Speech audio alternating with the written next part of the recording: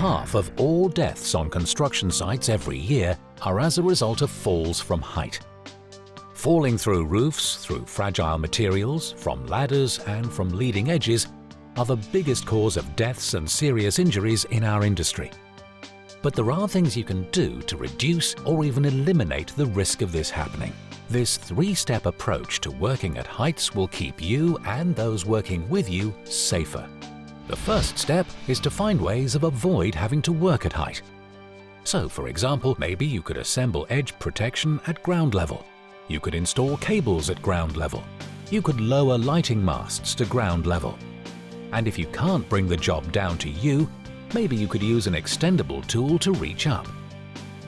Of course, sometimes working at height is unavoidable, and when that's the case, you must take every step you can to prevent a fall. If possible, you should work in a place that's already been made safe, or use work equipment that's designed to prevent falling. And whenever possible, use a work restraint system that prevents a worker getting into a position where they could fall. The final step is to minimize the consequences of someone falling or the distance they can fall. Safety platforms are standard practice and should be used wherever practical. Other options include safety nets or soft landing systems. Access rope and fall arrest systems should also be used where necessary. Just make sure they're secured to a suitable anchor point. Here are a few other general rules to bear in mind when working at height. Always make sure proper safety measures are in place before you start work. Make sure scaffold and scaffold towers have been properly erected. Check the scaff tag to make sure the scaffold has been inspected, and if there's no tag, do not use the scaffold.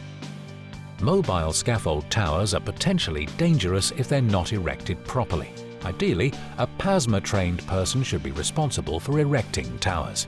As a minimum requirement, the tower must be erected on firm, level ground with locked casters or properly supported base plates. And as with all scaffold, it must have double guardrails, toe boards, bracing, and an access ladder. If you see anything you're not sure of, don't use it. When working at height, make sure holes and leading edges are always protected. Never work on sloping roofs without edge protection. Don't work on roofs in high winds or very poor weather. And be aware of fragile material. You can easily fall through it. While you're working at heights, also think about other people's safety. Use power tools safely and don't throw down waste or equipment. Anyone operating a mobile elevated work platform should be trained and hold a powered access license.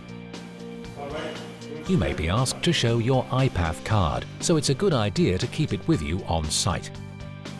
For quick, low-risk jobs, ladders can be a sensible option. Check the ladder for defects before using it and set it up properly. For example, never have it side on to the job.